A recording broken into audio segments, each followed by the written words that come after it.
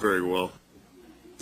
But we're here today to start a new conversation about the role of TANF in providing assistance to struggling families, especially during this time of great hardship for many Americans.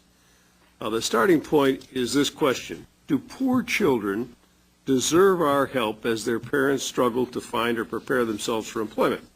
I believe that the majority of Americans would say yes to that question.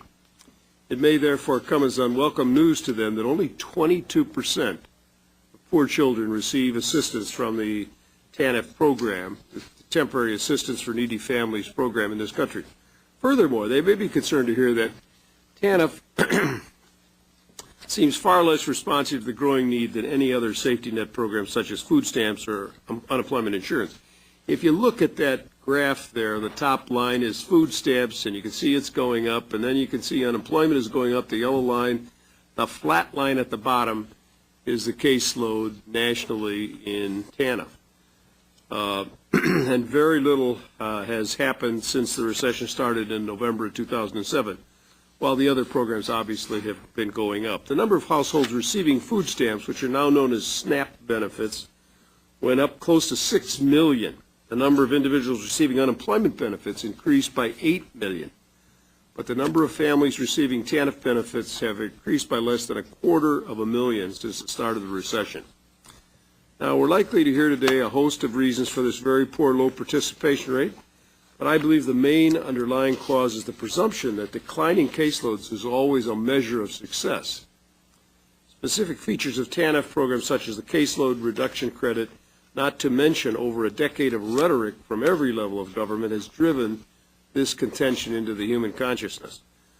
We all want TANF loads to go down because more parents working, moving into jobs is a good idea. But if caseloads go down or stay flat, even as unemployment and poverty go up, then that should never be anyone's definition of success. If it is, we might as well completely eliminate the TANF program right now. We would then have a caseload of 0. That'd be perfect success. Expecting a program for needy families to respond to a huge increase in needy families should be a bipartisan expectation. Nevertheless, I know some of my colleagues on the other side of the aisle may be tempted to say that helping more families through TANF will reduce the program's emphasis on work.